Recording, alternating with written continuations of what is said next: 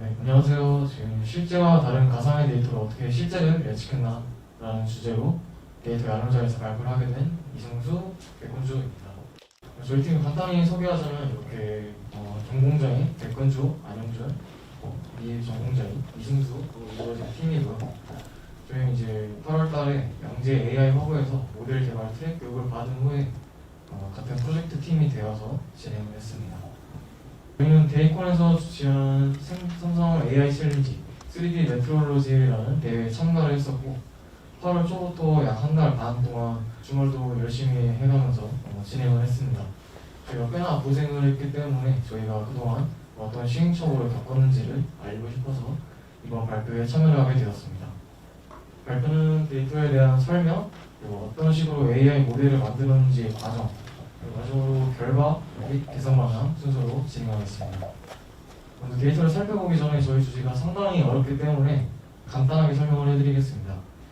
지금 보이시는 해당 이미지는 반도체를 SEM, 주사 전자 현미경으로 위에서 관찰한 이미지입니다. 이 사진에서 이렇게 원형의 동그라미가 있는데 이 하나하나를 홀이라고 부릅니다.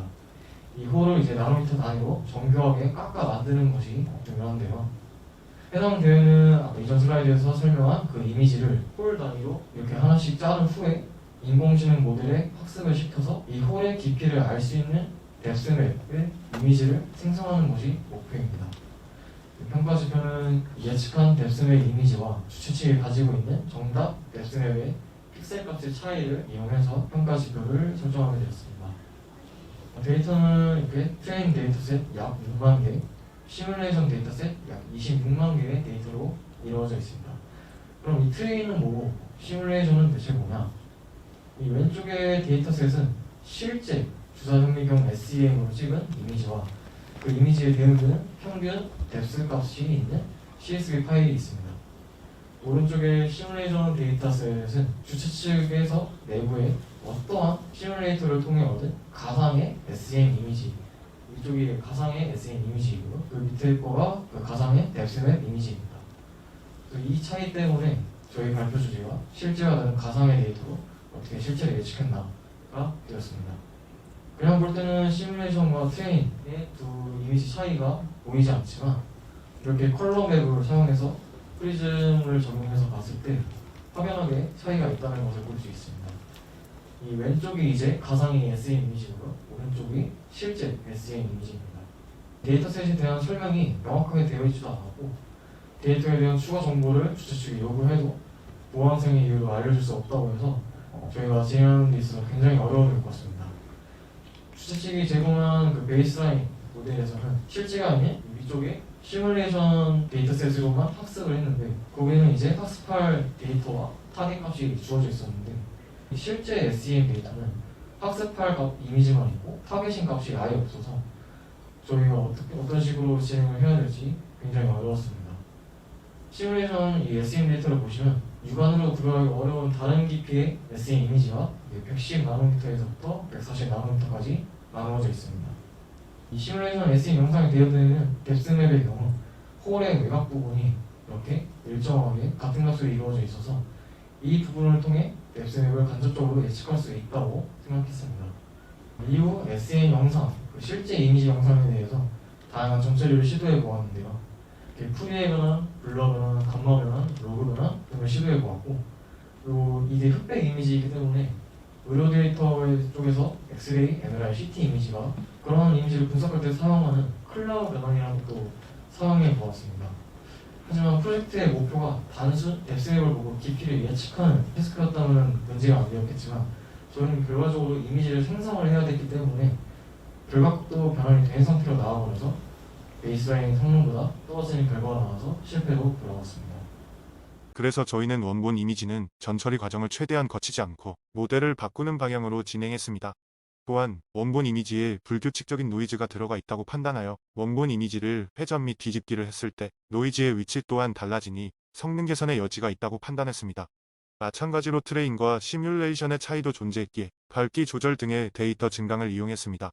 저희가 사용한 모델은 일단 기본적으로 주최 측에서 제공해준 스택트 오토인코더라는 모델을 사용했습니다. 이는 인코더 부분과 디코더 부분으로 이루어져 있고 인코더 부분에서 점차 그 크기를 줄여가면서 차원 축소를 진행한 다음에 디코더 부분에선 그 축소된 정보를 이용해서 다시 그림을 복원하는 이런 모델을 사용했었습니다. 여기서 스택트 오토 인코더의 특징으로는 인코더와 디코더가 대칭된다는 점이 특징입니다.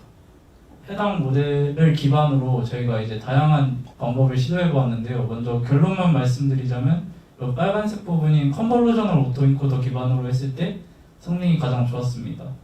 그 외에도 먼저 주최 측에서 제공해준 베이스라인의 레이어를 CNN1D 또는 CNN2D로도 바꿔보았고 디노이징 오토 인코더라는 모델도 사용을 해봤습니다. 또한 저기 오른쪽 상단 두 칸처럼 레지듀얼 커넥션 그리고 유닛 제너레이터를 이용해서도 모델을 구성해보았고 그다음에 아래쪽에 있는 널리지 디스틸레이션 그리고 사이클 갭 모델로도 학습을 시켜보았지만 성능이 그렇게 좋지는 않았습니다. 그리고 마지막으로 인코더 부분을 레지넷 50을 사용해서 피처를 잘 출출하게 하고 싶었는데 이것도 결론적으로는 성능이 좋지 못했습니다.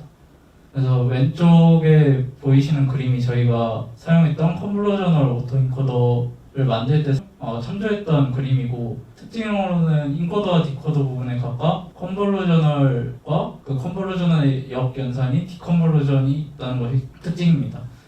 그리고 오른쪽 상단 하단에 있는 이 그림들은 저희가 관련된 논문을 찾아봤을 때 나온 그림들인데요.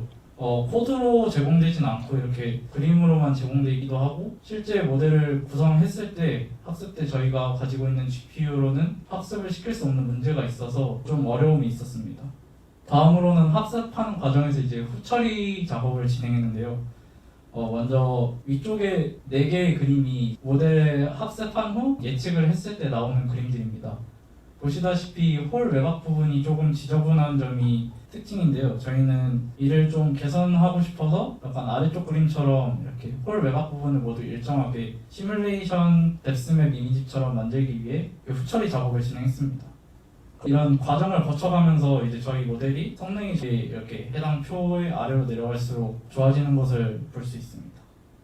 그래서 해당 대회는 저희가 10등으로 마무리를 했고 추가적으로 이제 상대적으로 저희가 등수가 좀 낮은 편이어서 이제 스코어 개선을 위해 해야 할 점은 먼저 이렇게 왼쪽에 그래프를 보시다시피 여전히 트레인과 시뮬레이션 사이에 간극이 존재하기 때문에 이 간극을 어떻게 좁히냐 첫 번째로 해결해야 될 부분이고 두 번째로는 averageDepth.csv라는 파일을 사용 못했는데 이는 저희가 후처리 작업을 진행할 때 시뮬레이션처럼 모두 같은 값으로 밀어버렸는데 현실에서는 그냥 불량품처럼 이렇게 통계적으로 어느 정도 범위 내에 존재하는 경우가 많기 때문에 그런 정규 분포를 이용해서 픽셀에 한 플러스 마이너스 몇 정도의 값을 넣어주는 일종의 노이즈 방법을 사용하면 좋을 것 같다고 생각합니다. 소감으로는 대회가 약 한 달 반 정도 기간 동안 진행되었는데 대회에서 준 데이터가 설명도 애매모호했고 주최 측의 의도가 무엇인지 어떻게 활용하여 무엇을 제출해야 하는 건지 어려움이 좀 많았습니다. 또한 오토 인코더 관련 스테이트 오브 더 아트 모델을 주어진 GPU에서 사용하기도 어려웠고 저희 나름대로 필터 수를 좀 줄여가면서 다양한 모델을 시도해보았다는 점에서 굉장히 의미 있는 프로젝트가 아니었나 싶습니다. 이상으로 발표를 마치겠습니다. 감사합니다.